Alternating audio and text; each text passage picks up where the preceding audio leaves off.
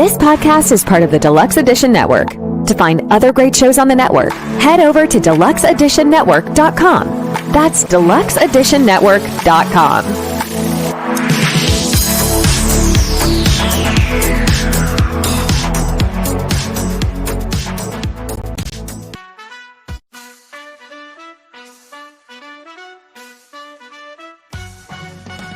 Films and fermentation, movies and inebriation. Films and fermentation, comedy mixed with tasty libations. Films and fermentation with Leo, Kevin, and Mike.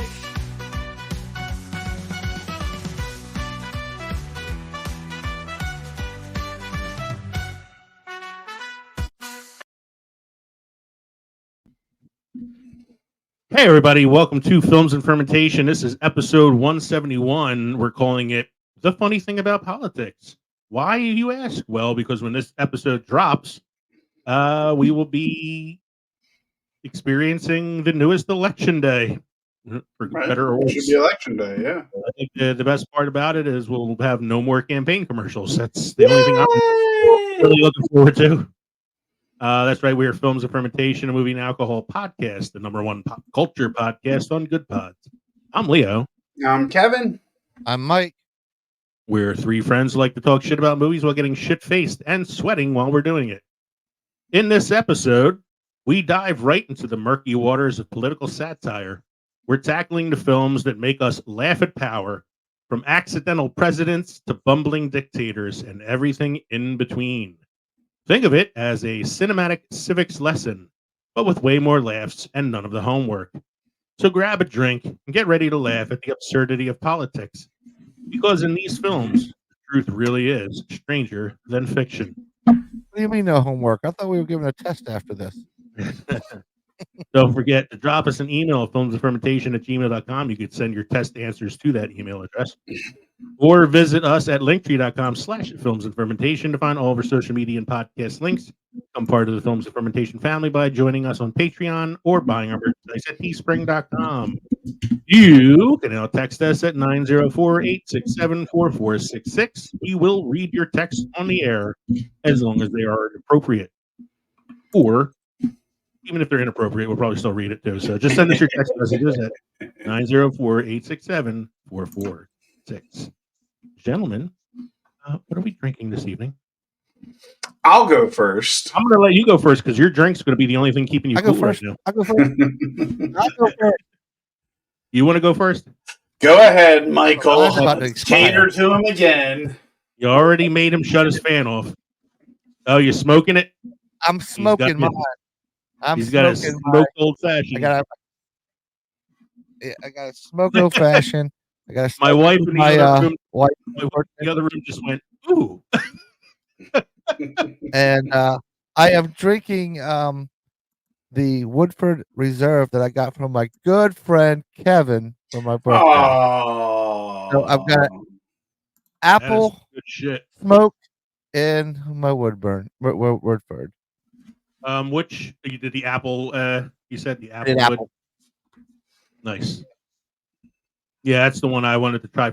I was going to try to do that tonight, but since it took me so long to get home tonight, I didn't really have a chance to mix it up. So yeah, I wanted to show the smoke on the screen before it went away.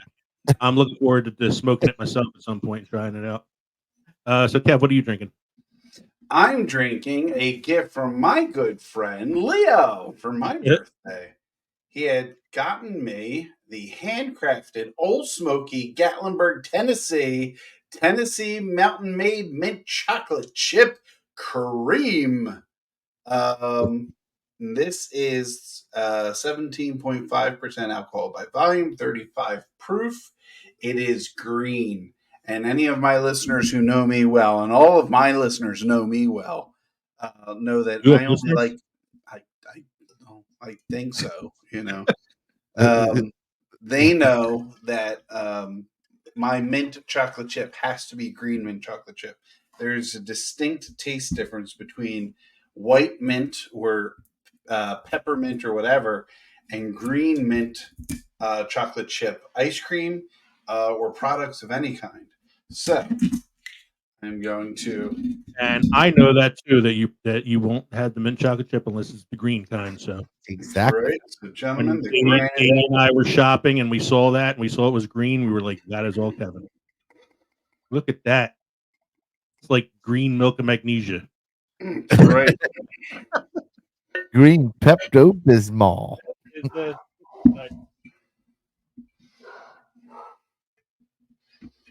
mint green chocolate chip. I think it's good. So let's see how Kevin thinks it is. Let's see. Oh, I love it. You like it? I love it. It's fantastic. It's like minty Baileys. Nice. Mm-hmm. Yeah. It tastes like minty Bailey.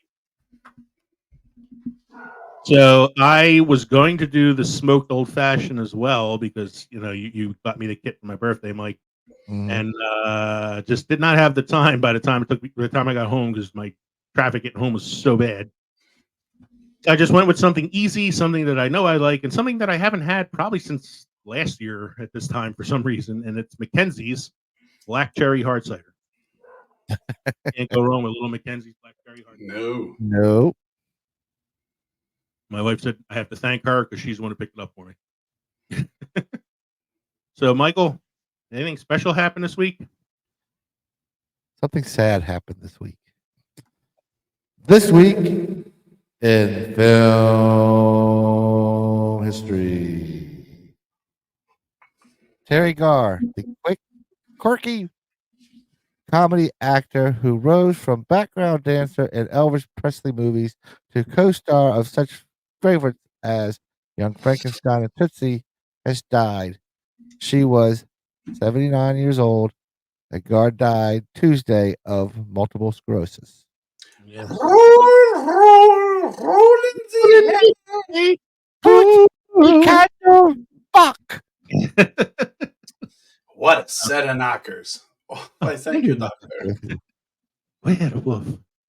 And then we were having a discussion in pre-show that we said she was the last remaining actor of the Young Frankenstein cast who was still alive at the time. But then we were like, well, no, Gene Hackman is still alive. He was in the movie as well, but he was not part of the principal cast. She was the last of the main actors in the film. Yep. And Gene Hackman is hanging on by a thread right now anyway. So the next one you got here is actually kind of sad too. It's the end of an I era. know. It's a sad bunch of news. The last blockbuster star located in Bend, Oregon, is set to close on October 31st, 2024, which for us is tomorrow. Yes, this is tomorrow as of our recording. Halloween, the last blockbuster closes. Be kind. Rewind. Rewind. Yes. Apparently, there's a documentary about it somewhere. That's there was. I think it's on Netflix, and it's called The Last Blockbuster. I want to say Kevin Smith was like a producer on it or something. I might be wrong It's a about Spielberg that, film. yeah, but it's a yes. For those of us who grew up in the 80s and 90s, we were blockbuster kids. That's right. Friday nights. Get yourself some pizza and stop. Kids today would never know the disappointment of going to the blockbuster, watching the movie, getting there, and there'd be no tapes behind the box. Right. And then you'd have to go up to the front to see if anybody brought it back. Yes. Or the they would go and look for it for you because some of those or the elation you would have if you did have a copy of the thing you were looking for behind it. True. Mm-hmm. Or if you did like I did, you went there on like early on a Monday, you found the movie you wanted, you hid it behind a movie that nobody ever rents. And then you go back a few nights later when you have the money to rent it and find it in your buddy's. Hoping the people don't go back and put things back where they belong. Oh, not the neighborhood I grew up in. Like I said, my blockbuster where I was growing up was brilliant. Mm-hmm. Because it was a two-front store. It was Blockbuster and Papa John. That is. You go in, order your pizza, go get your movie. By the time you got your movies, the pizza was ready. Boom. Yep. Out. Yeah, Very smart. Very smart. not in my neighborhood. We had a laundromat next to my Blockbuster. Is that the one on Oregon? Yeah, no, it was. Oh my God, where was it? 12th and Snyder Avenue. I know it's going to be on Snyder. Snyder Avenue, South Philadelphia. To this day, they talk about the day I drove my car into the front window. It was raining. I was going mighty fast. Hit the brake and hydroplaned. Oopsie. I thought the manager would be mad, but he kept making jokes, which made me feel even worse. He was like, "You always wanted to drive through." What's the next one you got there, Mike? Be kind, reverse. Yeah. Let's see, where was I? In 1938, a radio broadcast of H.G. Wells' The War of the Worlds, narrated by Orson Welles, allegedly caused a mass panic. In which state? All of them. New Jersey and New Jersey. parts of Pennsylvania. Yeah. Well, it was mostly New Jersey, but also like some parts of like New York and PA, but it's mainly in like North Jersey area and like the Pine Barrens area. What do you expect in New Jersey? Yeah. They'll believe anything over there. Yeah, like now looking back on it now, like people feel like the panic part of it was exaggerated.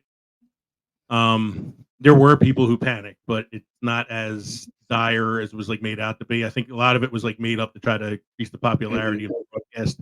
But I used to play this for my students every year on Halloween. I would play the War of the Worlds broadcast and ask them to tell me how you thought people would have thought this was real. Like what about it made it seem real?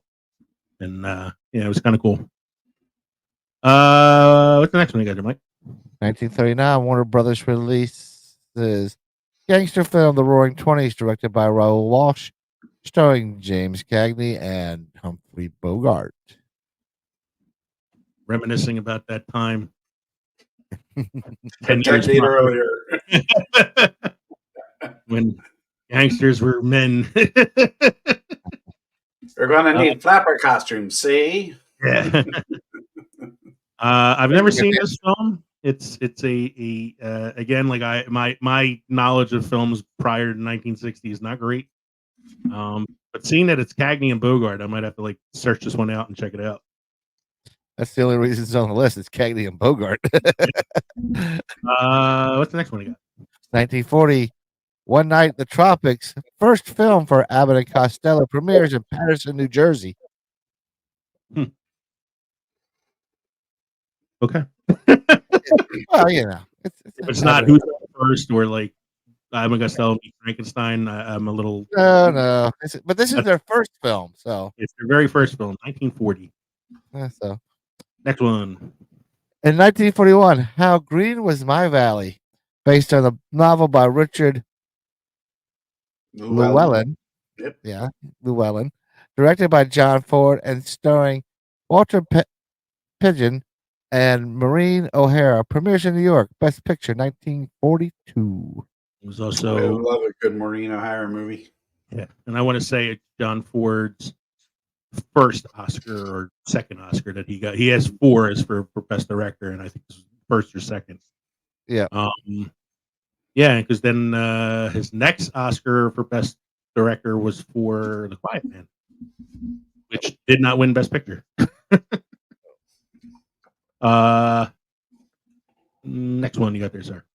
I'm going to jump up a little bit. 1962, Whatever Happened to Baby Jane, horror film released, directed by Robert Aldridge, starring Betty Davis and Joan Crawford, based on a novel by Henry Farrell. This is a strange ass movie. Weren't Betty Davis and Joan Crawford enemies anyway? Like natural, like they did not get along anyway. Correct? Yeah, they had like a rivalry. Yeah, because they were both, always they were kind of like vying for each other's roles on and off throughout their careers, and then so you have a movie now where they're in the same film together. So some of that like animosity like leaks onto the film itself, and makes it a very weird movie. Joan Crawford never had a song named after her, so yeah. Well, she didn't have Betty Davis's eyes. Oh. What's the next Shamrock Shake. the next one you got there, sir? 1967, Cool Hand Luke, starring Paul Newman, George Kennedy, and Smother Martin, is released. Paul Newman really ate all those eggs, by the way. Yes, and I'm ready. You ready for it? Here we go. What we got here is failure to communicate. So you get what we had here last week, which is the way he wants it. Well, he gets it. I don't like it any more than you do. What song was that played before? It was played in the Guns N' Roses song "Civil War." Okay. That is the monologue from Strother Martin about Cool Hand Luke in the film.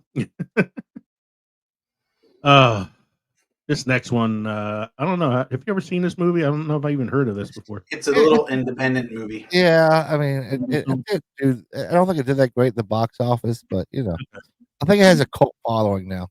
Yeah. 1997, Titanic, directed by James Cameron, starring little-known actor Leonardo DiCaprio and Kate Winslet, premieres in Tokyo International Film Festival. Academy Award Best Picture in 1998. I can't even say he was a little known actor when he did this film. Like he was like already like pretty well known. Yeah. I went on a date in college with it to see this movie. This was the one date where you wanted to do the stretch, put the arm behind. No, it isn't. No, it isn't. No, it isn't. Wrong. It's not. My arm was dead. My arm was dead tired. I could not lift it by the end of it. It was a good date. I took the woman that I was dating at the time to see this too, and now here I am still married to her 26 years later. Katie to see this film. It was one of the first films we saw together. We started dating in 97, I believe. Next one you got there, Sarah. In 2008, Quantum of Solace, 22nd James Bond films starring Daniel Craig and Olga Kurylenko. Very good, sir. You usually you struggle with those Russian names. You did pretty good there. Premiered in London. I would have just called her Olga. Yeah, Olga Kurylenko. That's not an easy one to say. It's just a weird title. Quantum of Solace. Quantum of Solace. It's like it reminds me of Neverending Story Part 2, where they're using the speed of dark. And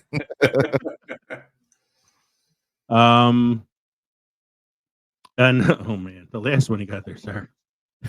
In 2012, Walt Disney purchases Lucasfilm Ltd. and its right for Star Wars and Indiana Jones franchises for $4.05 billion. Hey, they also got Willow in that deal. And fans everywhere celebrated in the streets because they knew that the product would not become watered down and filtered. They had great faith that with Walt Disney Pictures would do right by their beloved franchises.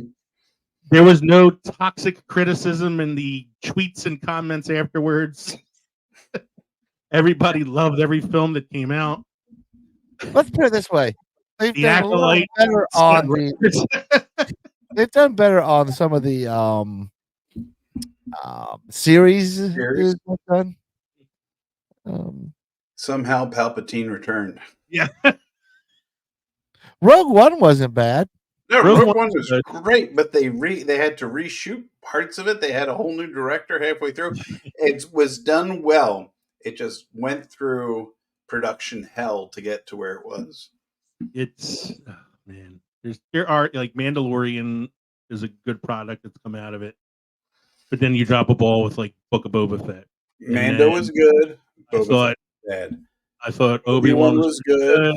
I thought Ahsoka was pretty good, and then you got the Acolyte. Ahsoka was good. I thought Force Awakens was okay, but then Last Jedi and Rise of Skywalker both reminded me of why I was angry that they didn't use the Timothy Zahn novels for the. Rogue One was good. Solo was bad. Solo was okay. Solo did the best they could do with what they had to do. Yeah, and I think the guy I don't like the guy they had playing Han. I don't think he was a good Han. No, I mean I loved Donald Glover as Oh, Lando. Donald Glover was great. Yeah, and I thought Paul Bettany was a really good villain. Yep. But yeah, like the guy that played Han was a little too. I would say like And the maybe Queen like of Dragons was really good in it. yeah, I think he was like a little too wooden. Emily Like he Clark. wasn't as charismatic as like Harrison Ford. Who Yeah. would you have guessed? I have no idea. That's one I'd have to think about. Don't you say Chris Pratt. Don't you dare say Chris Pratt. I would not say Chris Pratt. I would not say. I would have to like think about it a little bit. I don't know. I mean, if you're going for like look, I'm gonna need some time to like find somebody that kind of looks like young Harrison Ford. Mhm. If that's not important to you, and you just want good acting ability and like charisma, I would maybe do like Taron Egerton from the Kingsman series, from the movie. Like I think he's pretty good. He's got some charisma. Mhm. Or maybe The kids are calling it Riz these days, by the way. So we should try to fill. he's got Riz. We want to get more listeners in. We got to call it Riz. Oh, we can't get River Phoenix, because he played a regular. No, Riz. Riz. Yeah, that's Riz. Riz. He's a regular Sigma. Yeah, I said we can't get River Phoenix since he did play young Indiana Jones, but the complete opposite of Skibbity Toilet. Now that we've alienated the older portion of the It's audience, a regular Ohio. You might have any must-try beer craft destination for this evening? I have a must-try. No, I have a beer destination. Sorry. Craft destination, Massachusetts. Some consider Treehouse to be one of the best breweries in the U.S. It's been rave reviewed by publications such as Beer Advocate, Thrillist, the Boston Globe, Forbes, and Untapped. The brewery, founded in 2011, made the decision not to distribute its product, meaning for a long time you can only buy Treehouse beer at the location in Charlton. In the past, this made it a very popular destination. Lines to get in could have you waiting an hour or more. Thankfully, they have now open locations in Sandwich, on Cape Cod, and Deerfield in western Massachusetts, plus one in Woodstock, Connecticut. Whether or not that helps decrease the wait lines, Treehouse is worth a visit.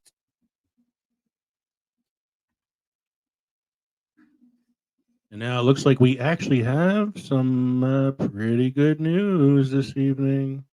Beer is good! Beer is good! Beer is good! It's stuff! Beer is good! Beer is good! Beer is good! Let's go drink some beer!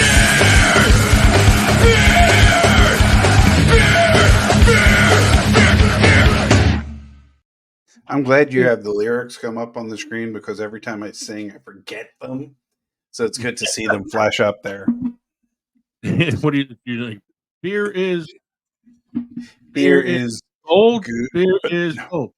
No, I usually go, let's go get some whiskey! Whiskey!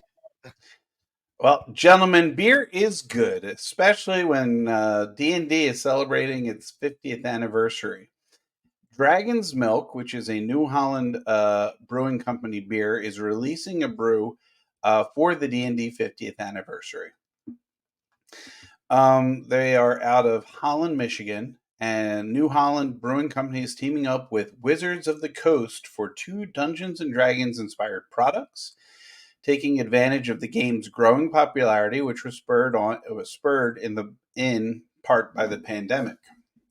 As Wizards of the Coast, a division of Hasbro, celebrates the 50th anniversary of the popular tabletop role-playing game, New Holland is releasing a D20 Brew Bourbon Barrel Aged Stout and an Origin Mead Cask Bourbon Whiskey. Ooh. First released in 1974, Dungeons & Dragons helped fuel the Satanic Panic, NPR reported, but now Wizards of the Coast estimates that it has about 50 million fans. The game got a boost during the pandemic as CNBC reported D&D saw a 33% jump in sales in 2020 over 2019. Stemming all the way to the pandemic, when staying at home and connecting with people online and connecting with your friends, finding new ways to connect and engage was required, New Holland marketing company director Adam Dickerson said, "I think a lot of people dove back into D&D." And I'm actually going to throw my 2 cents in there and say the popular Stranger Things series on Netflix did a good job of bringing people into the world of D&D. He said it was also pushed by the pop culture embracing fantasy, Dungeons and Dragons, Honor Among Thieves. A movie inspired by the game came out last year. The game was featured in a show, Stranger Things, while D&D video game Baldur's Gate 3, fully released last year, was named the Game of the Year by the Game Developers Choice Awards. The D20 Brew, named after the game's 20-sided dice, is a 20% ABV beer with a smooth, chocolatey rich taste and a velvety mouthfeel, Dickerson said. It was aged in 2 bourbon barrels for a full year and is one of the highest, if not the highest, ABV brews to come from New Holland Brewing. Beer is brewed with malted barley, yeast, water, hops, Dickerson said. Yeast can only make the alcohol to a certain content as a percentage of volume, and this really reaches some of those limits. So it's really fun to be able to test that and and have a beer that's really unique in that way. New Holland recommends pouring it into a glass and letting it warm up a bit. It's almost like a dessert paired with a beer option, pairing as a beer option, certainly meant to be split with friends and family around a table. Hopefully in the moments of playing a Dungeons and Dragons campaign or around a table with friends and family just telling fun stories. On November 16th, the stout will be released with a gift set option. I know what somebody's getting for Christmas. Coming in a wooden box that converts into a dice tower and a set of dragon milk dice. Nice. When is this coming out? You should be listening to the news there, Michael, November 16th. Wow. To make the origin, we should buy each other one and then just give it to each other for Christmas. To make the origin mead cask bourbon, the team first brewed a mead with Michigan honey before finishing the bourbon in the mead's barrel for several months. It's just a remarkable, rich, really unique bourbon. We're not really aware of hardly any, if any, mead finished bourbons. It will only be available in a gift set, which includes a pour stout design to look like the D&D Red Dragon. The team also has released T-shirts, glassware, hats, and other merchandise that combines the D&D and Dragon's Milk brand. That's the bottle and the pictures there. They're pretty sweet looking. Yeah. Our customers are ecstatic to try this, and we are seeing a lot of new customers who are fans of D&D, Dungeons and Dragons, but maybe aren't aware of Dragon's Milk. It's just an obvious collaboration. He added that the two brands have a very similar fan base. Dungeons and Dragons right now is at its peak. It's never been more popular. It's got 50 million fans worldwide, and it's been growing steadily year over year for the last 5 years, ever since the start of the pandemic shutdown. I think people remembered why they loved it so much. They're able to use their imaginations and have really creative shared moments with friends and have a reason to get together and go on their own little adventures together. I don't know what that's like. Do you, gentlemen? I know what that's like because I play D&D with my friends. I play D&D with my friends too. And I run the game for my friends. I have a brand new figure that I made of my guy. Is that the existing guy, or is that the guy that's lost in the ether? It's the guy that I'm currently playing with, but because I did the whole bearskin cape thing, I had my little 3D printed guy recreated to have the bearskin cape and all the other like paraphernalia that I picked up in the last adventure. All right. What's next, sir? You have another one. I do indeed. New beer collaboration aims to aid the West North Carolina breweries battling water crises after Helene. Approximately 1/4 of North Carolina's breweries are located in FEMA-designated disaster areas in the western part of the state. Many of those 120 breweries are still without potable water. There's some breweries that are brewing and are able to open and running and whatever, and that's great. Vince Tercy said the infrastructure for a lot more of us is pretty heavily impacted in ways that we completely took for granted before. Tercy's the head brewer and owner of Dissolver, in downtown Asheville. He and his business partner opened the shop 3 months before COVID-19 shut them down. Dissolver and other breweries survived COVID, but now they have to contend with Helene. Right now, what we're seeing is one of the biggest impacts is the potable water issue, said Lisa Parker, the executive director of the North Carolina Craft Brewers Guild. We don't have potable water. Tercy and other businesses have lost Potable. water before. I'm sorry? Potable. What did I say? Potable? Yes. It's potable. Potable? Yeah. Thanks. Normally for 48 to 72 hours, but he said it's always returned. So in 36 hours, they gave away 1,000 gallons of potable water to those in need. Not knowing how long this non-potable thing is going to be going on for, it's very frustrating. But also, they've never dealt with this before, he said.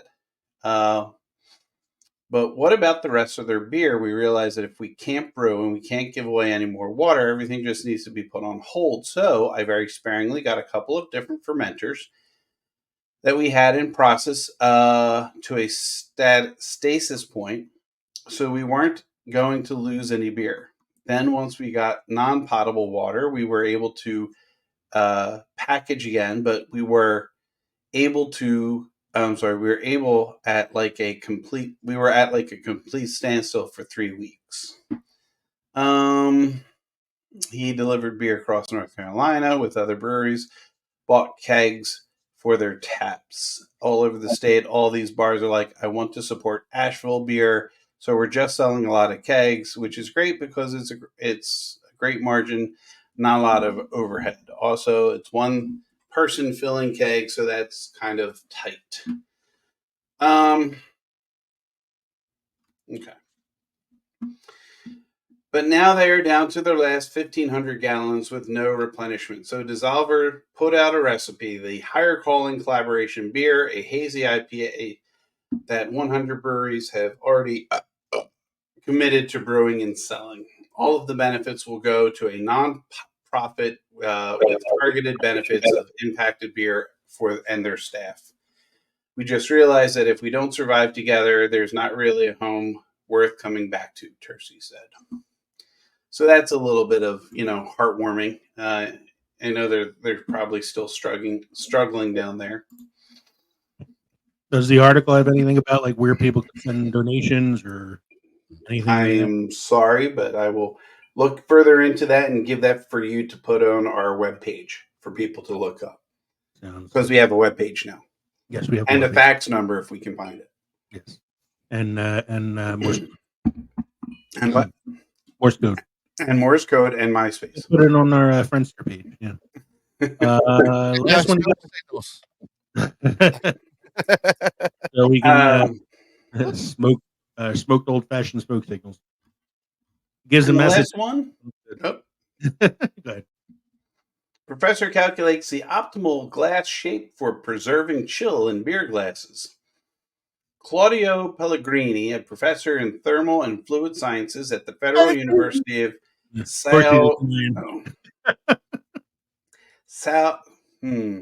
Gentlemen, if you would like to jump in. Del Rey in Brazil. One more time for us, please. São del Rey. That's what I was about to say. In Brazil, has calculated the optimal shape for a beer glass to keep the beer cold for as long as possible.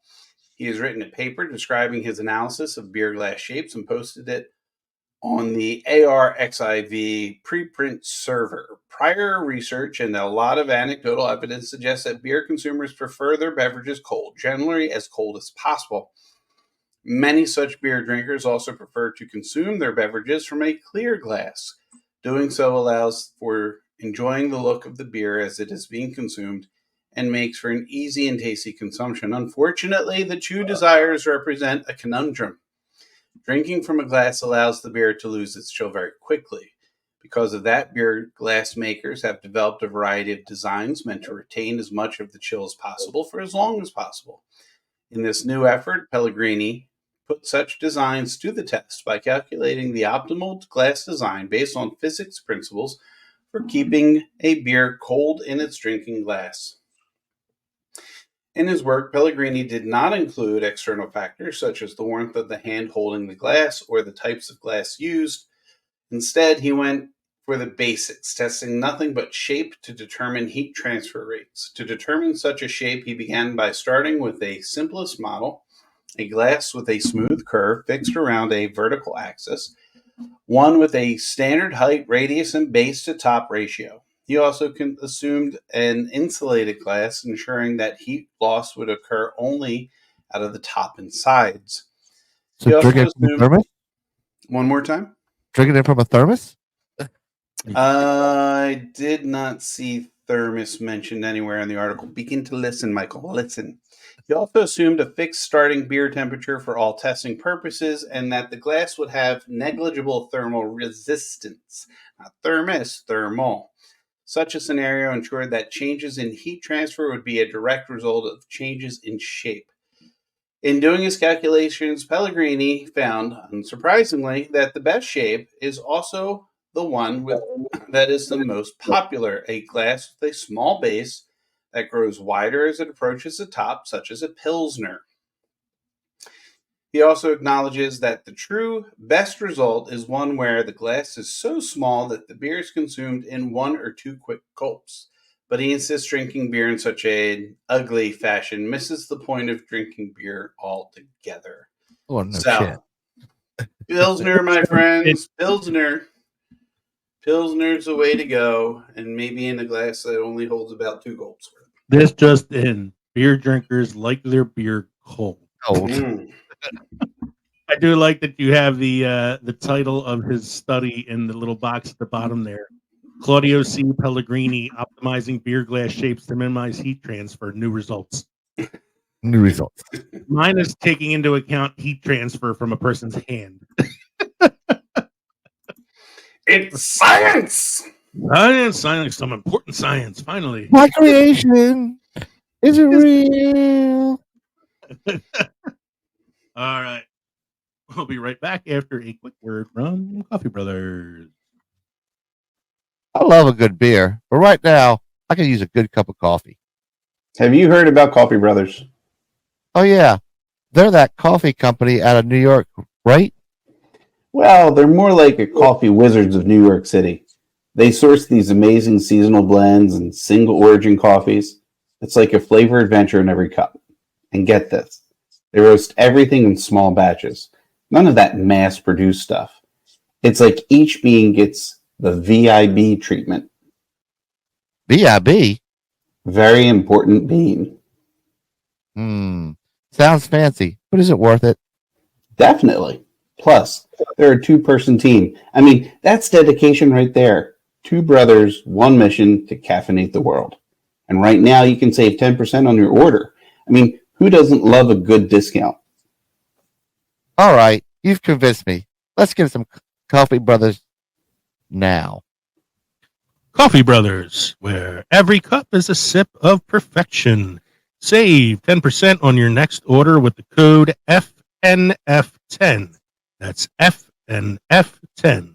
Cheers to great coffee. Thank you, everybody, for sticking with us with those brief words from Coffee Brothers. Tonight's main segment, we're calling it The Funny Thing About Politics, because we are looking at some of the best political satires / political comedies in the history of cinema. We're doing a from worst to best list, a top 10 worst to best list, as suggested by IMDb ratings. So this is not our top 10 list. These are the movies with the top 10 ratings on IMDb in terms of political comedies / satires. So we're going to talk about the movie real briefly. I'm going to give you the IMDb score for the film. For some of these, I have a trailer I can play, and for others, I have some short clips from the film that I thought were pretty funny. And as an added little bonus, I'm going to read Amazon reviews of these films. I have the quirkiest either 5-star or 1-star reviews for each of these movies to see what other people out there think about them. So these are the top 10 worst to best political satire / comedies as suggested by IMDb. The first one on this list, I was surprised to see it this high with a 6.5 out of 10 rating on IMDb. A 2006 comedy that kind of flew under the radar when it came out, but has been kind of gaining a cult popularity recently in the fact that much of what happens in the film seems to be happening right now. The movie is called Idiocracy. Stars Luke Wilson, brother of Wilson, who I think it's like a Rip Van Winkle kind of thing. Like he falls asleep or he gets like frozen or something. And he wakes up in the future, and he wakes up in a society where everybody's IQ is really, really low. And so he ends up being basically the smartest man alive. It's hard to explain. And if you watch it, it really does feel sort of like prophetic right now, which is very weird. It is funny as hell. It's a pretty funny movie too, especially Terry Crews as President Camacho. Here is a quick trailer for the movie.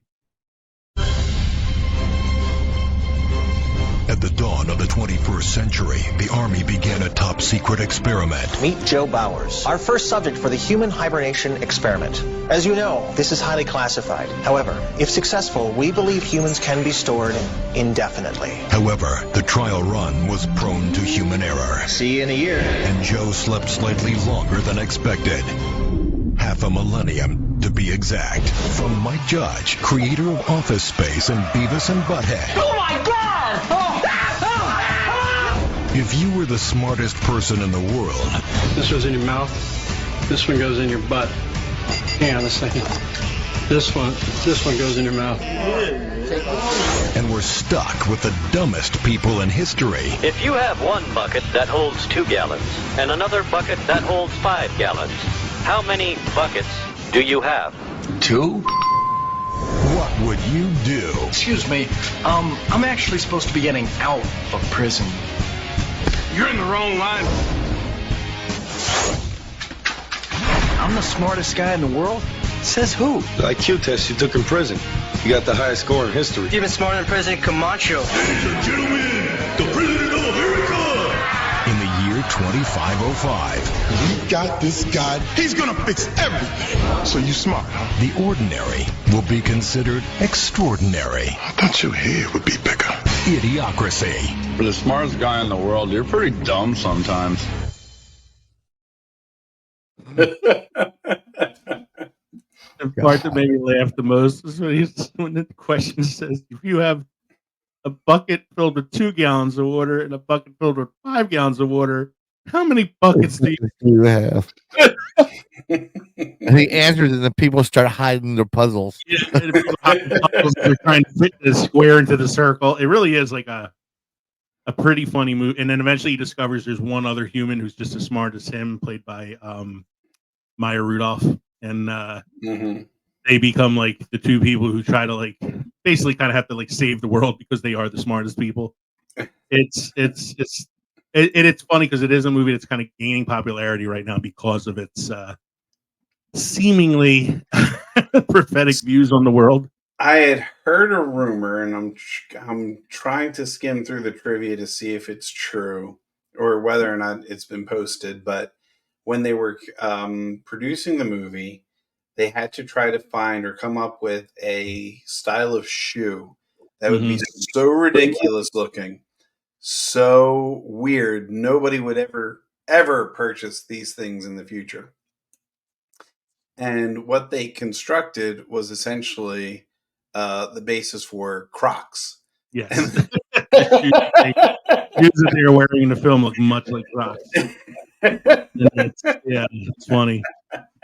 So to give you a little bit of further information on this, here is my favorite 5-star review on Amazon.com for Idiocracy. Saxon House Carl on Amazon says, prophetic. Since this movie has been released, we've all had the unfortunate experience of seeing it unfold in real time. This movie was truly prophetic. Here are some examples. private companies buying government agencies, the decline of educational standards, marketing affecting public perception of reality, garbage littering the streets, people having increasingly poor communication skills. It's a good movie, but really sad how it's coming true in reality. Brando, it's what plants crave. There's another scene that makes me laugh in that film is he sees a billboard and it's like something like use such and such product, and if you don't, fuck you. So yeah, Idiocracy, number 10 on the list, 6.5. I feel like if this was like 5 years ago that we did this, it might not have made the top 10. Probably not. It's kind of like gaining popularity a little bit. The next one, so I did some research on Ranker and a couple other sites in determining what movies fall under the category of satire comedy for politics. And I don't know if I consider this one like a comedy or like a satire, but it came up on a bunch of different lists. And based on its IMDb rating, it came in ninth place. And that's 1995's The American President with Michael Douglas, Martin Sheen, and Annette Bening. So, Aaron Sorkin production. It's an Aaron Sorkin production. It's 6.8 on IMDb, which I actually think is kind of low. I thought it'd be a little higher. Yeah. But at the same time, I think it's kind of weird that this is. I mean, would you consider it a comedy? I wouldn't. I would say it's got funny parts, but I wouldn't consider it a comedy. It's more. Label it at most a rom-com, right? Because the romantic angle is pretty much the big thing. It's a single president or a widower president who gets involved with a political. Not a rival, political, somebody involved. She's a lobbyist. Lobbyist. Yeah. But that'd be like saying, the other stuff that he does, like West Wing was a comedy show, and it wasn't. Yeah. It's the same guy that created the West Wing. It's the same dramatic and the way you can tell by the way the words are, the way people talk, it's different. Aaron Sorkin. Yeah, I think some of the funniest stuff in the film comes from the interactions that he has with Michael J. Fox, who plays his speechwriter. Yes. And some of like the stress that he's under trying to come up with things for him to say. And I think, if you're gonna look at it as anything, it's kind of like a romantic comedy. I think the closest it comes to anything satirical is the fact that he's dating a lobbyist while president, which kind of looks like bias, from that perspective, since she's trying to get his vote on certain things.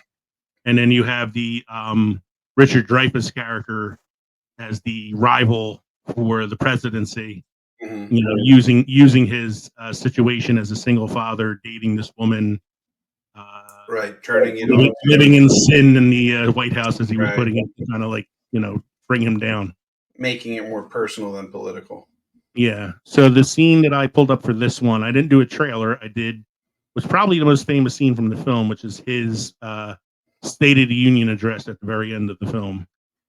And like you said, Mike, you can hear the Aaron Sorkin dialogue in this. Yes. For the last couple of months, Senator Rumson has suggested that being president of this country was to a certain extent about character.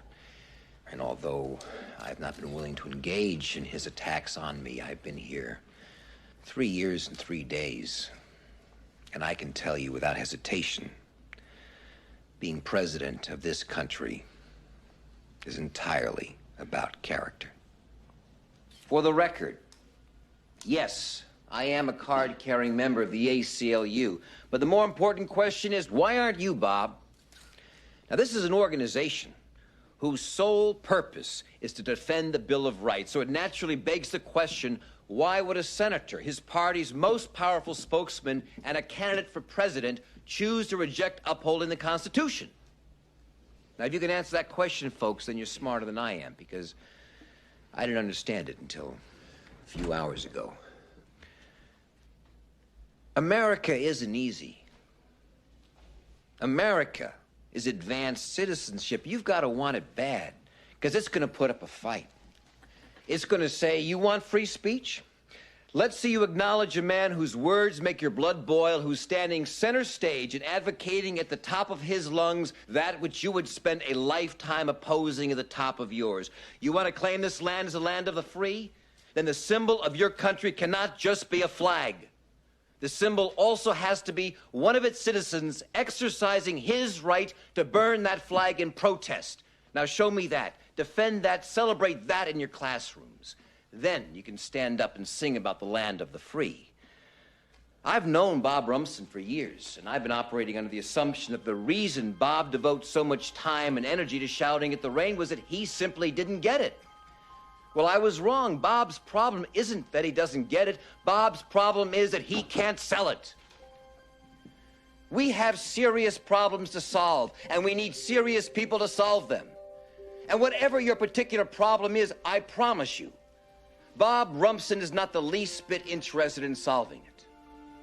He is interested in two things, and two things only: making you afraid of it and telling you who's to blame for it. That, ladies and gentlemen, is how you win elections. You gather a group of... Making you afraid of it and telling you who to blame for it. Boy. That sounds like all our politicians nowadays. I'm right now, man. Like, I hate to get political. I'm not a political person, but man, just listening to all the campaign ads over the last, what feels like 8 years. Yep. Is just, it's insane. And he's so good too. Like he does the little things with his hands in that scene that like feel like a president giving a speech and stuff like that. Mm-hmm. Really good positioning. Yeah. Yeah. So American President got a 6.8 on IMDb, making it the 9th ranked movie on our list here. Let's look at an Amazon review for the American President. This is D on Amazon.com. Says the title of her remark is White House. You know how you have those movies you watch. So this is one of those people that doesn't know, that like uses letters to represent words. There's a lot of like the letter U's in here. You know how you have those movies you watch over and over again? Well, for me, this is one of these movies. Good plot, good actors, romance, a movie with substance, somewhat a replica of the White House. 5 stars. What? I would not call it a replica of the White House. It's the replica of what we would want in the White House. I thought maybe the White House is. Maybe she meant like the West Wing. I don't know. Like you said, you guys had mentioned how much you can hear Aaron Sorkin in this. Yes. There's some part of trivia. It says the dialogue refers explicitly at one point to the films of Frank Capra. Capra's grandson, Frank Capra III, was the first assistant director on this film. So interesting. I like Frank Capra. Yeah. So that's the guy that did the movie I've never seen. Well, he's done a lot of movies you probably have seen. He's done Arsenic and Old Days. Yep. He's done. Didn't he do White Christmas? Frank Capra, I don't think so. No. Okay. I have one more 5-star review for the American President on Amazon. This one's from Rochelle. Her subject line is cute, and her review is cute. 5 stars. Cute. 5 stars. The next one I have on the list here at a 6.9, putting it in 8th place, just beating out the American President. Another sort of American President film, Dave. This movie stars Kevin Kline, Sigourney Weaver, Charles Grodin, Frank Langella, and Kevin Kline as a second character. Mm-hmm. And Ving Rhames as the head of the Secret Service patrol. And Ben Kingsley. And Ben Kingsley as the vice president. Yes. Mm-hmm. I like this movie a lot. Me too. A really fun movie. Dave is a impressionist. He does a impression of the president who at the time, and when the president who, while having an affair, has a fatal heart attack, Dave is called in to kind of replicate or fill in and be the puppet of some of the members in the White House, to do their bidding. and slowly he begins to be himself, and that doesn't go over so well. The thing is, they don't want people to know that the president's incapacitated because they don't think that Ben Kingsley is a strong enough person to run the White House in his stead. Right. And so, yeah, and it's sort of like a Prince and a Pauper thing. You have these two guys who look alike, but one's the president, one's just a regular guy. And, I tried to get the scene. So the scene that I love the most in this movie that I tried to get, but I couldn't find a clip of it on YouTube, is the one where Sigourney Weaver sees him in the shower and realizes something might be up because she looks at his, ding dong, and it's not the same kind, not the same one. I couldn't find that clip, so I have this one instead. This is him and Charles Grodin talking about balancing the budget. You got to help me cut the budget a little. You got to cut the budget. Yeah, about $650 million. I'll tell you, Dave, I've been over this stuff a bunch of times. It just doesn't add up. Who does these books? I mean, if I ran my business this way, I'd be out of business. So what can we do? I see a lot of places you could say, but, I can't make those choices. I mean, I'm not the president. I mean, I'm not the one, pretending to be the president. I understand. Let me give it a try. You? Yeah. Let me try. Okay. You want to try? Yeah. All right. Here's something right here. Look at this. So he and his best friend, who's the CPA, find a way to balance the budget. And I think it's important to note that Dave's character, the impressionist, his actual job is running a temp agency, finding people work, which kind of becomes a big thing about what he wants to do is in this faux position as president, is try to help the unemployment rates and such. Because I think it's also something that Sigourney Weaver's character as the first lady is in charge of too, is trying to create jobs or something like she's heavily involved in, and so that's how they end up kind of falling in love with each other because Great movie. I haven't seen this. Yeah, it's a very good movie. I watched it even a while. I have to revisit this at some point. I'm going to assume, I don't know, probably when you assume you make an ass out of you and me. Actually, I'm not going to move on from Dave yet because I hadn't read my Amazon review for it yet. Mike, have you seen Dave? I've seen parts of it. Seen parts of it. You should watch it. I think you'd like it. I think I know Adrian would love it. I think it's a Kirk kind of movie. 5-star review on Amazon.com from Rummy S. Hit the nail on the head. This story depicts politics the way it should be, in quotes. We think of how our country would be so much more trusting of each other if political candidates ran for offices in order to actually help and serve the people and not themselves and not for money and power. The land of the brave and of the free could be much more of a reality. Read the inscription on the Statue of Liberty. 5 stars. People took that movie a little too seriously. It's a comedy, folks. Relax. Relax a little bit. Jeez. Number 7 on the list with a 7.1. So this is our first movie entering into the higher end of the IMDb ratings. It's 1997 political satire, Wag of the Dog, from the phrase that don't let the dog wag its own tail, let the tail wag the dog. It is a satire starring Robert De Niro and Dustin Hoffman.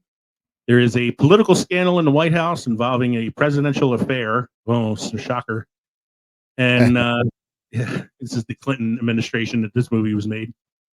And De Niro plays a political spin doctor whose job it is to try to deter the media away from the affair. And so he hires a producer played by Dustin Hoffman to help him create a fake war in order to divert the media's attention away from this political scandal. All kinds of tomfoolery ensue from that. So have either of you seen this film? It's not a very well known. No, I saw it once when it came out. It was good. Had some big names: Dustin Hoffman, Woody Harrelson, Robert De Niro, Anne Heche at the time, Dennis Leary. Kirsten Dunst, and William H. Macy. And it kind of reminded me a little bit of, I was going to say Fargo. It's not Fargo. Argo? Is that the right one? Where Okay. it's, Yeah, because they had to make a movie to, make up a movie to be able to get out political prisoner or embassy officials. I do remember this a little bit. Yeah, it was interesting. It's so like Argo, and I mean Argo is based on a real event. Mm-hmm. Even though it was a little fabricated here and there, it's actually based on like an actual event. This is more kind of stems from the whole Monica Lewinsky thing, but let's make is a fictional tale. Basically about how untrustworthy the government can be. So the clip I have here is one that I always get a kick out of when I see it. It's Kirsten Dunst plays an actress who's hired to play a person, like a refugee who's feeling the effects of this war in her country. Mm-hmm. And she is currently filming against the blue screen where they're adding in the elements of the war behind her, including a really funny part where they have to cut out. I'm not gonna. We'll show the clip and you'll see what I'm talking about because it's kind of interesting. You get to see the production crew trying to add the special effects and to create the war behind her. Okay, good. Put the village behind her.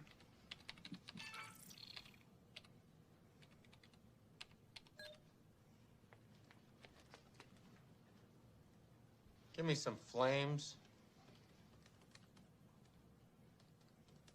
How about some screaming? Screaming's good.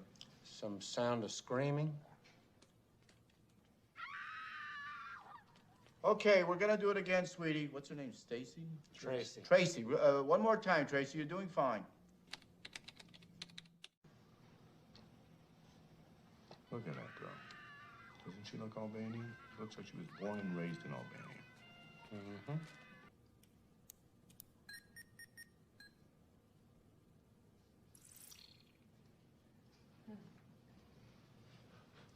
Are we ready yet?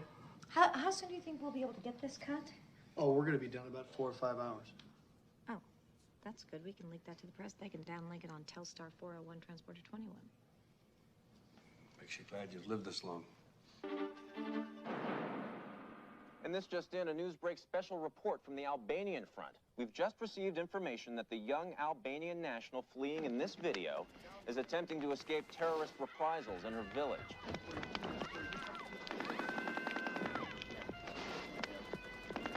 America has seldom witnessed a more poignant picture of the human race than that which armed Fantastic. Great. That was good. They used the same process with the last Schwarzenegger movie. Fantastic. Isn't that amazing how they do that? The Schwarzenegger movie in question is The Last Action Hero. I love how they take out the Tostitos bag she's carrying and put a cat. So yeah, very, very interesting film. Very much a satire at how the government lies to you to cover up, their own sins. Has a 7.1 on IMDb, which is one of the higher end ratings we have on here. And I have 2 Amazon reviews for this because I have a 1-star and a 5-star because I thought they were kind of funny and how opposite they are. This is the 1-star review from Sailor Pete on Amazon. Never support De Niro if he's profiting. Love the context of the film, but I hope De Niro didn't profit a penny from my rental. The mere possibility is that Marxist son of a bitch might make 1 cent off my rental detracts from my total enjoyment of the film. That's hilarious. 1 star. Well, he really does not like the film, didn't like the actor, liked the film. Like the film, don't like De Niro. Because De Niro is responsible for the film. Here is from Amour. This is a 5-star review. The subject line is "Wow," and her review. Wow. Her review is: I watched this after the former president's assassination attempt, as is suggested by a friend. It made me think. 5 stars.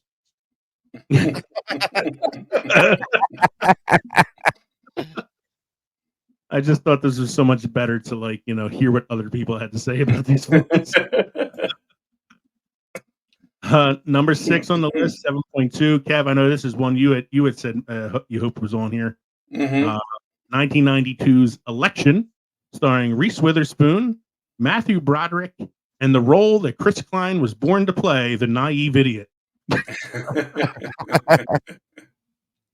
Why don't you talk about this, Kev, since you know the movie?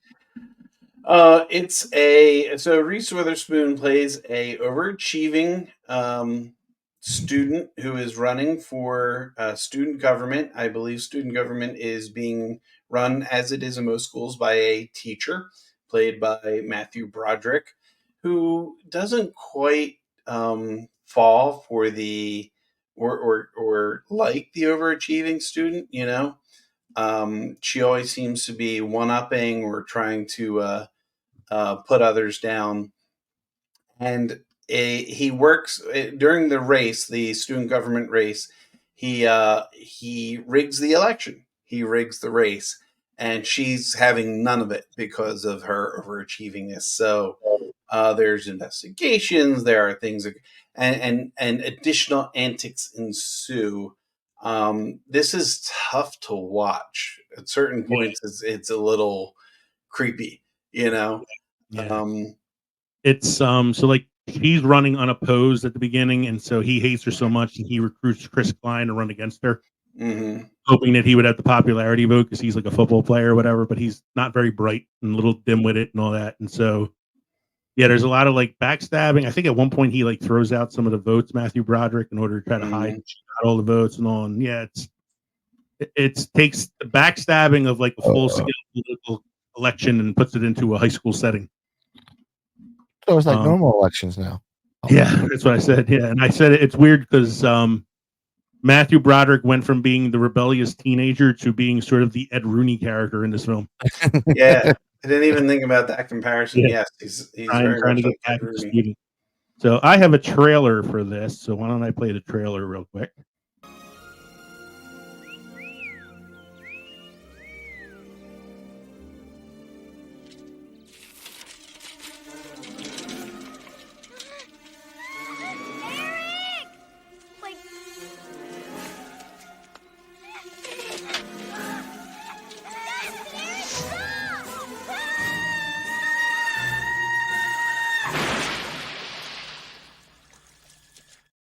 I'm sorry, I hit the wrong button. That was me. Yeah, that's it. That's it.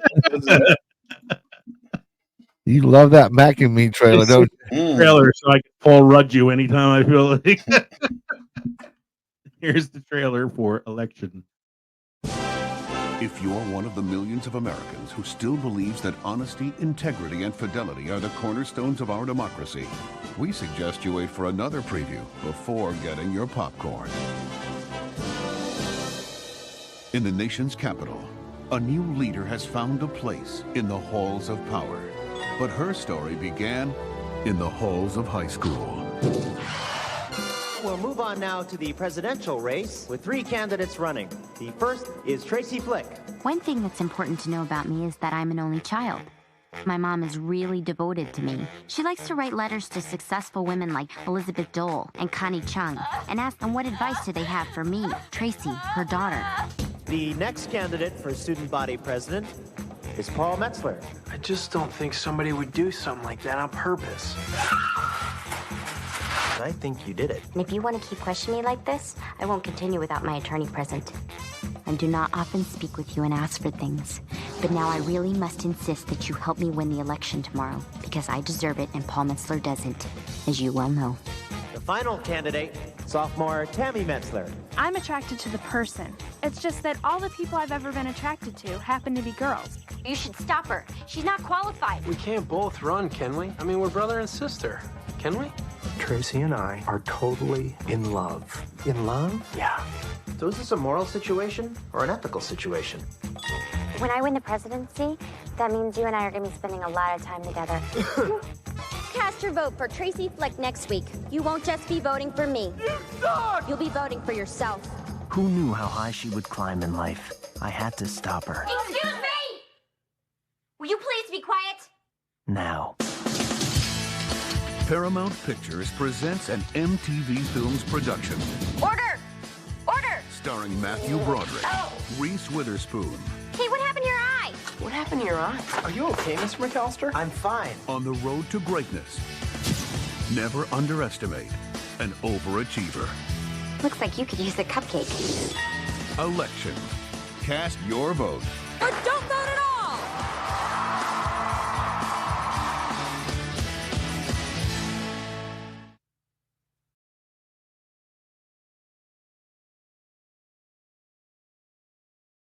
Different role for Witherspoon. You don't get to see her playing a sort of a catty character like that.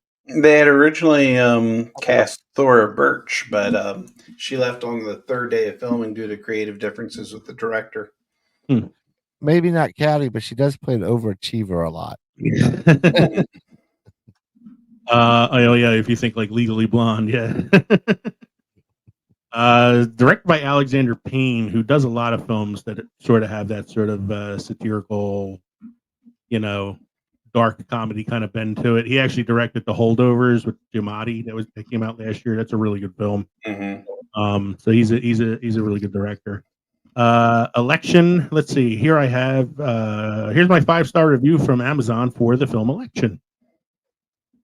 The subject line is the movie. This is what the person wrote in their review.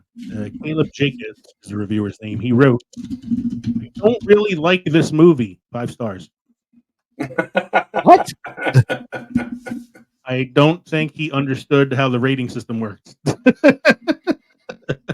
I think he should be in Idiocracy. Yeah, she's an Idiocracy person. Exactly. The next one on the list, I love this movie, man. I saw this on a recommendation of a friend of mine. It's actually based on a graphic novel. You're not the friend who actually recommended this, Kevin. No, I thought I did. This is somebody I work with recommended this to me, and then I had told you I'd watched it, and you were like, "Oh yeah, I love that movie." So like, okay. We both knew about it from that. Maybe I heard it from that friend that you work with too. Yeah, maybe, I don't know. Maybe. So number 5 on the list, 7.3 rating on IMDb, is The Death of Stalin from 2017. Probably one of the best satires I've seen in the last 10 years. It is really funny. It's based on a graphic novel. It takes the political intrigue behind the scenes after Joe Stalin's death and how all of his ministers were now fighting and backstabbing each other to try to take over the role of, the supreme leader of Russia. It stars Steve Buscemi. Oh my God, Mark Strong that's in it. I gotta look up the IMDb because I'm like drawing a blank on some of the actors' names. Hold on. Mm-hmm. Death of Stalin. Smoochie. Oh, sorry. Yeah. So it stars Steve Buscemi as Nikita Khrushchev, Simon Beale, Jeffrey Tambor. That's the actor I couldn't remember earlier. Look, Olga Korolenko is in the film. Patty Considine, who was in House of the Dragon. Michael Palin from Python, he's in it. Andrea Riseborough is so Olga Kurylenko and Andrea Riseborough were both also in Oblivion with Tom Cruise. Yes, I just saw that now. It's very interesting. And where is he at? Is it the guy that played Lucius Malfoy?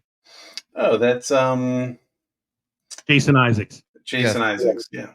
He plays the secretary. He's like the leader of the Russian army in the film. He's fucking hilarious. He is so funny in this movie. The funniest thing about him is like the first time he shows up on the scene, his jacket is just dripping in like medals and awards. Mm-hmm. Like comically large over numbers. The top. Yeah. The funny thing is the real person that he played had even more medals and awards on his jacket, but they couldn't fit them all on Jason Isaacs. So they had to like cut down on a few of them, even though the real person was even more like over the top. So he plays Jason Isaacs. Where's he at? Man, he's really far down on the list here. Yeah. I think they go by like who. Yeah. He's Field Marshal Zhukov. That's the character's name. It's really funny because I like that, and this was a choice from the director. none of the actors speak with Russian accents. They all speak with their own normal speaking voice. And it was meant to show that each of these characters came from a different part of Russia, so they would all have different like dialects anyway. And so the fact that they speak in their normal accent is supposed to represent these different areas of Russia that they're from. But it also makes it pretty funny because, you know, you got Steve Buscemi playing a Russian. And then the guy playing Stalin has like a Cockney English accent. He's got like the worst like dialect out of all of them, and he's the guy that leads the country. So for this one, instead of a trailer, I picked a scene that I really, really like that makes me laugh all the time. It's at Stalin's funeral when all the ministers are lined up and they realize that some people are standing closer to others and they want to be closer to certain other people. So Steve Buscemi says to Jeffrey Tambor, "We need to switch places. I'll make it look like it's part of the ceremony." Sneeze on the bastards as they go past. Did you invite them? No. Ask Barry if he invited the bishops. Don't give me orders. Ask Barry if he invited the bishops. Did you invite the bishops? Yes. Yes. Well, I said yes. I'm going to give everyone in Red Square a voucher permitting one kick each to his stupid face. Is he asking for some delicious hay?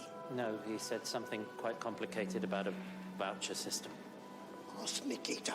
Why in God's arse he invited the bishops? No, I've already explained why. You tell him. Never mind. Swap. No. Just swap with me. I said no. We can make it look like it's part of the ceremony.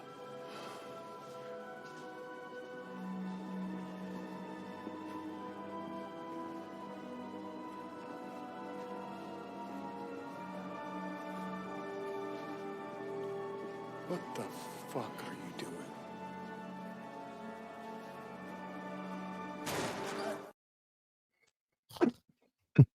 What the fuck are you doing?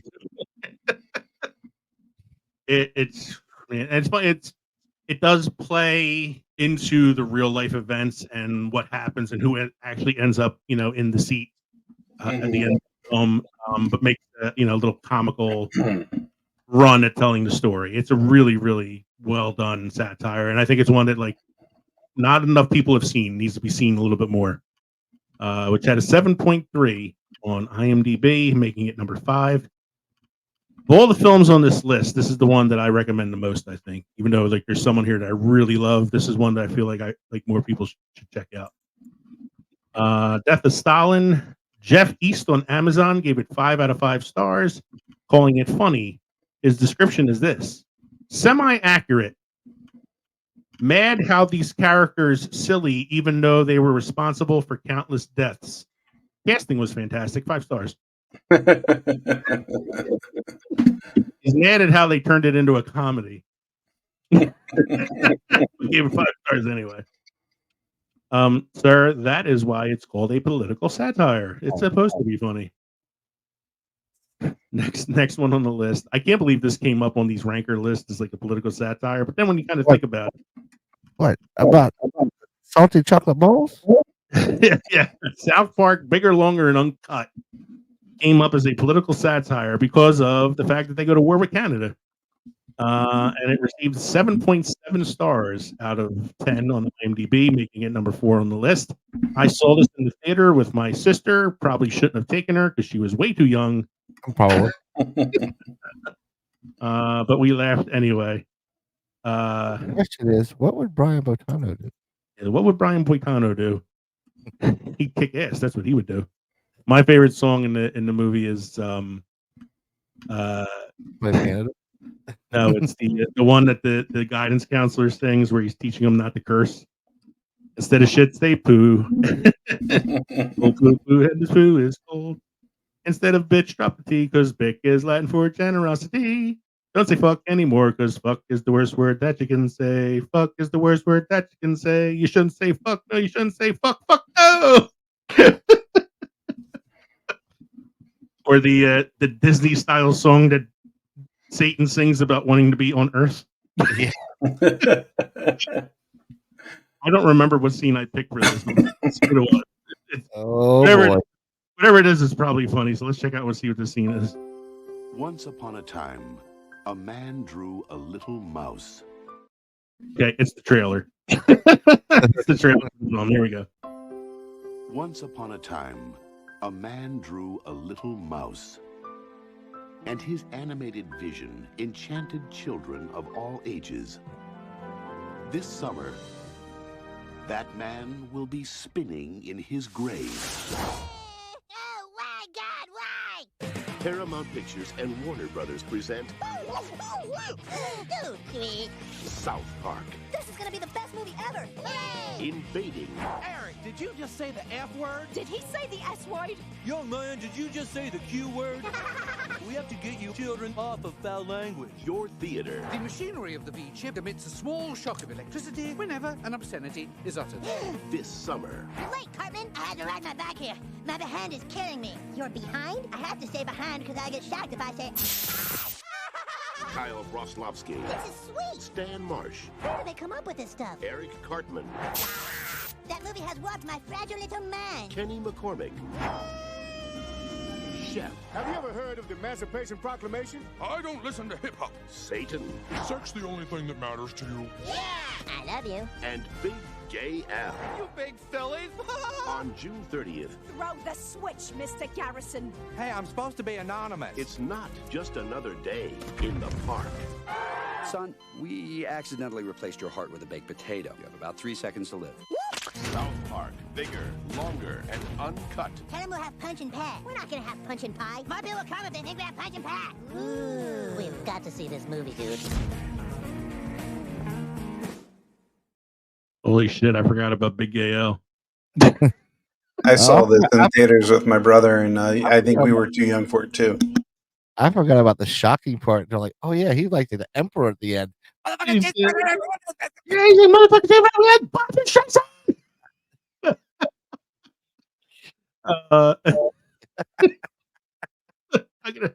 haven't seen this in so long either. I need to rewatch it with my sister because we experienced it together for the first time. Oh, oh my god, the theater when Saddam Hussein whips out the dildo. The theater went insane. So let's see, what does Amazon have to say about Bigger, Longer, and Uncut? Oh my god. The reviewer's name is Professional Education Resource. Oh boy.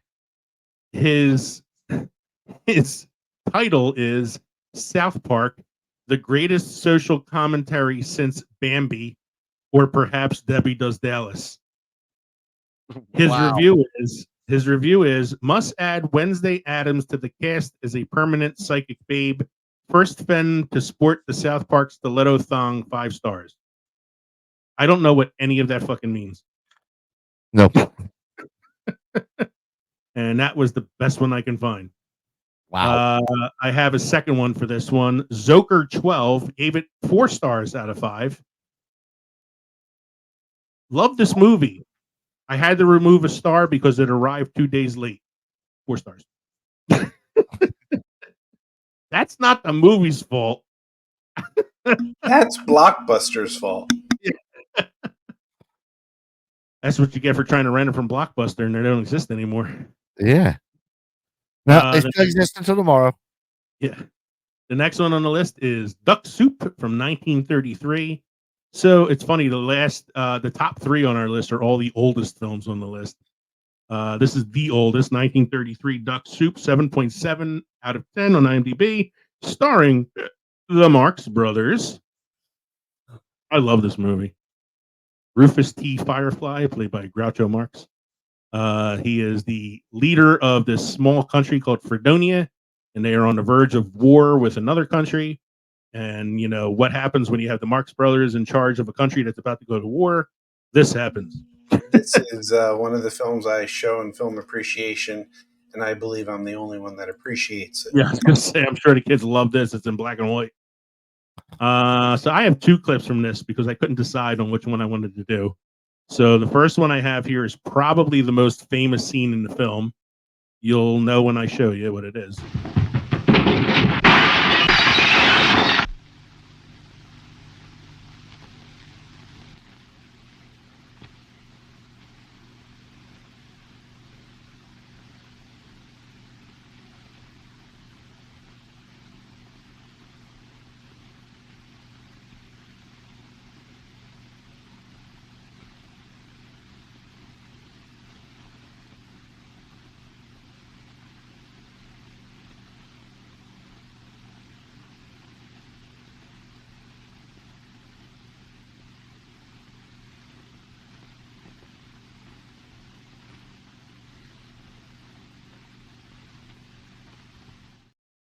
So I can't show too much of that because it's mostly a silent scene, and this is an audio format.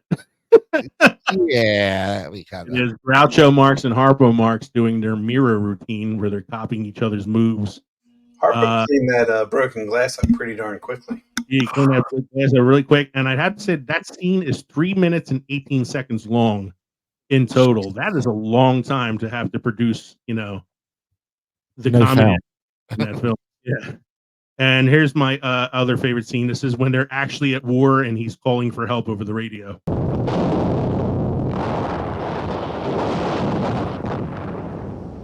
Calling all nations, calling all nations. This is Rufus T. Firefly coming to you through the courtesy of the enemy. We're in a mess, folks. We're in a mess. Rush to Fredonia. 3 men and 1 woman are trapped in the building. Send help at once. If you can't send help, send 2 more women. Make it 3 more women.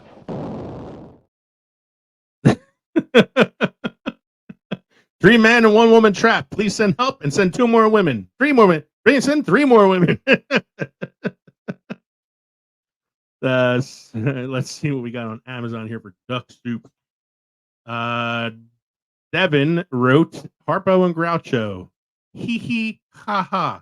Big scissors and hats. I watched this as a little kid and it was hilarious. But as an adult, there is a man and a woman and a horse and a post-coital shot. Didn't pick that one up. 5 stars. I now have to rewatch Duck Soup because I don't remember the post-coital scene with the horse. The second one on our list is the first one on the list to reach the 8 mark on IMDb. This is an 8.3 out of 10. A movie that we have talked about before, especially in our James Earl Jones episode, Dr. Strangelove, or How I Learned to Stop Worrying and Love the Bomb. Please don't show the trailer for this. It's not a horrible trailer. I am not going to show the trailer. What I'm going to show for this is probably the most famous scene in the film. Try B86543 Moscow. Yes, sir. You would never have found him through his office, Mr. President. Our premier is a man of the people, but he is also a man, if you follow my meaning. What did you say? I said Premier Kissoff is a degenerate atheist. Mr. President, I formally request that you have this ignorant brute. I'm sorry, Mr. President, I think they're trying the number. You filthy bully, you filthy guy! Not tasting karate before, eh? You war muttering boy!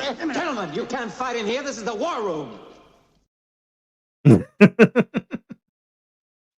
For my money, this is probably the best satire on the list. Probably. It's probably the most famous one. The one that's number 1 on this list is not something to laugh at, but I think it is something to laugh at, but not something to be like disappointed by it being number 1. But I think Dr. Strangelove is the best one out of this whole list. Million stars in it. Stanley Kubrick movie, classic. Peter Sellers playing 3 different roles in the film. Richard on Amazon.com said, "Classic Kubrick, a classic, not only timely but extremely hilarious. Spaghetti hit the fan. Great performances by Peter Sellers playing 3 roles: George C. Scott, Sterling Hayden, Keenan Wynn, and James Earl Jones. 5 stars." Can't say I disagree with that. DJW on Amazon says, early film by Stanley Kubrick, made of the many films to appear on screen. 5 star. Okay. I think the Amazon reviews are getting just as drunk as we are right now. Yeah, tell me about it. That leads to the last one we have on our list here, The Great Dictator from 1940, starring Charlie Chaplin. 8.4 on IMDb. One of the few films in which Chaplin speaks. It's not a silent film. It is a satire on the role that Hitler played in World War II. It was banned at the time because of his resemblance to Hitler in the film. People did not get that it was a satire. But it has one of the greatest. With satires are satires. Yeah, exactly. Like our guy in the thing who said he hated that movie. But it's got one of the greatest monologues of all time. I'm not going to play the whole thing because it's really long, but I'm just going to play like a few seconds of it.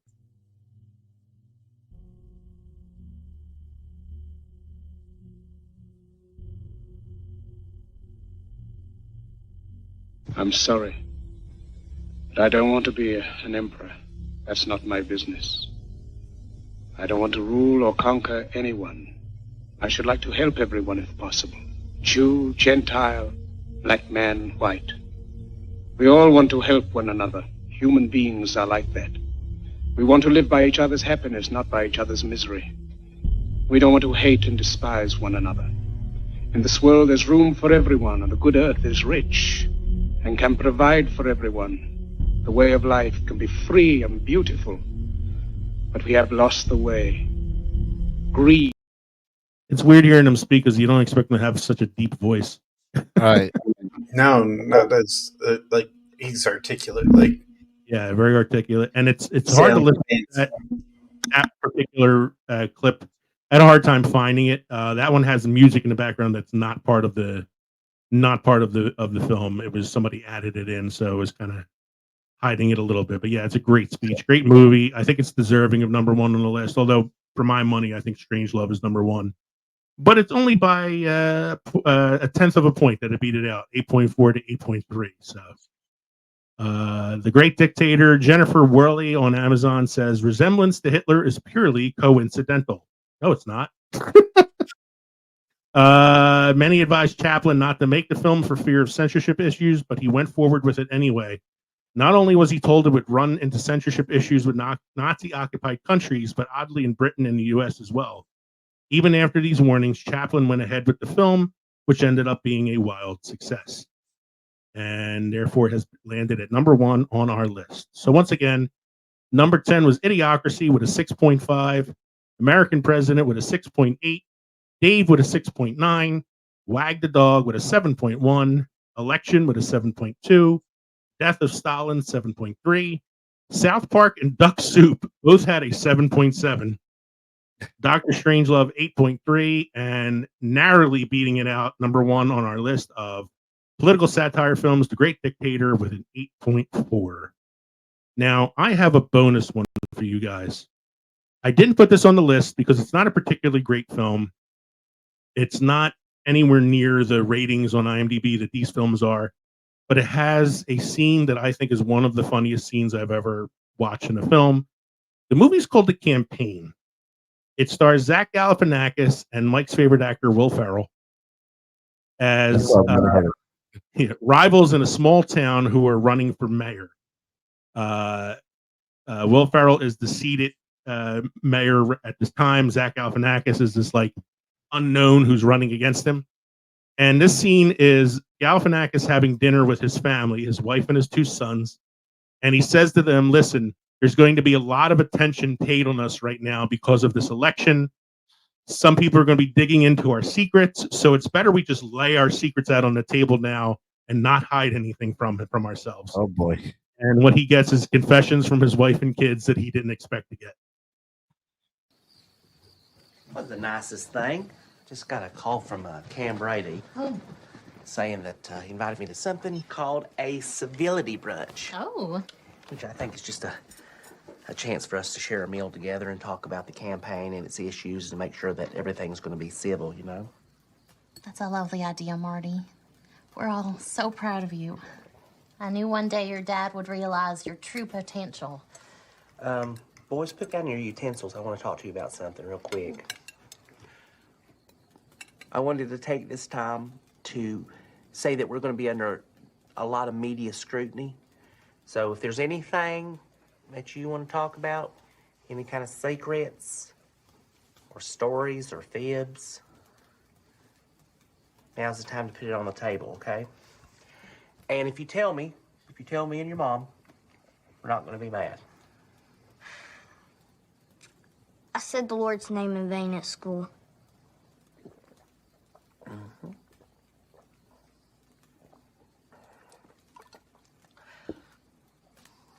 Well, I said I wasn't going to get angry, and I'm not angry. Okay, good.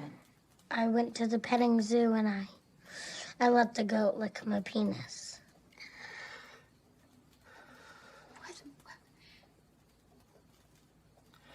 No, that Now, honey, you promised you wouldn't get mad, okay? They're being honest. Maybe hopefully that's it. I had a beer with the old biker man at the end of the street, and he let me touch his old lady's titty. Oh, breast. I go to the mall and hide in the stairwell and take photos of women's skirts. I have a whole book of cooter shots under my bed. One time I put a firefly in my butthole. Why? To make my farts glow. Oh, God. I shaved the dog and glued the hair to my nutsack so I look like a grown man. I touched myself to Drew Carey on The Price is Right. God. Okay, that's enough. Stop, please. God. I like the one kid looks like he's reading off a card in his lap, and has a striking resemblance to a garbage pail kid. Sadly, I just one time I firefly up my butt. Oh, see if my farts glow. Oh, it's getting late and this is getting long, so let's finish this out, guys. Mike, you have any trivia history for us this evening? I do. I have a fun fact. America leads the world in the number of craft breweries within our borders, but the United Kingdom actually has more craft breweries per capita. Rounding out the top 10 craft beer producing countries are Germany, Italy, Spain, France, Canada, the Netherlands, Switzerland, and Austria. All right. We have a cinema quote of the week. The notion of directing a film is the invention of critics. The whole eloquence of cinema is achieved in the editing room. Orson Welles. Yes. I don't know what the hell that means, but okay. Yeah. It's from a man who was best known as a director. Yeah, directing's not real. How are your drinks this evening, guys? Mike, how was the smoked old fashioned? It was good. You notice I had left for like a minute. Yes. Because I still had some chips left. So I put a little more whiskey in there, and I smoked it and got the smoke right up my nose and my eye. And I need well, maybe you had to make an emergency bathroom run or something there. Oh, I needed a tissue just to blow my nose and get the tears out of my eye because I give it. It was so be good. Careful for the smoke, though. But it was really good. Cry. Kev, how was your mint chocolate chip whiskey? My Old Smoky mint chocolate chip whiskey was divine. It reminds me of a McDonald's Shamrock Shake with a little kick to it. It's very good. It goes down a little too easy. I'm glad you liked it. And I had some Mackenzie's Black Cherry, which you can never go wrong with. So, thank you again for joining us for episode 171, a funny thing about politics. We hope you enjoyed listening to this episode as much as we enjoyed recording it for you. We came, we saw, we kicked its ass. That's right. So, again, you can send us an email at filmsoffermentation@gmail.com or visit linktree.com/filmsoffermentations to find all of our social media podcast links. Support us on Patreon or buy our merchandise at teespring.com. And you can also send us a text message at 904-867-4466. Let us know what you think about the episode. If there's any movies we should have talked about, if you have any drink suggestions or anything else, let us know. We appreciate hearing from you. So don't forget to stop by the crossroads between Pickled and Fermented next time around. Our next episode will be getting released sometime around Veterans Day.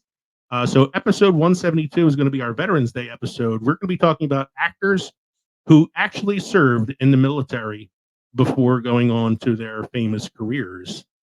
That is in honor of Veterans Day. And of course, our friend Mike here on the podcast, who himself is a veteran. Thank you. Once again, I'm Leo.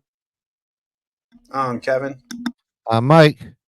This has been the Films and Fermentation Podcast. Thanks for joining us, everybody. Cheers. Go Birds. Cheers. Go Birds.